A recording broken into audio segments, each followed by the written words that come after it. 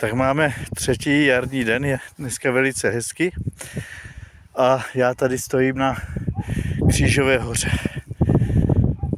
A na tu Křížovou horu uprostřed toho lesa je kříž, tak vedla kdysi dávno křížová cesta a nikdy jsem neviděl krásu té křížové cesty, protože komunisti ji zničili.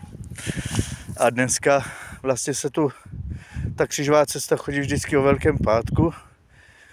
Zbyly z ní nějaké sloupky a potom vlastně ten kříž uprostřed lesa.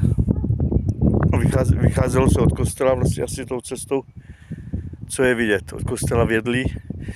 No a ve výhledu je taky, ve vzdáleném výhledu jsou horní studenky, poutní kostel svatého Linharta.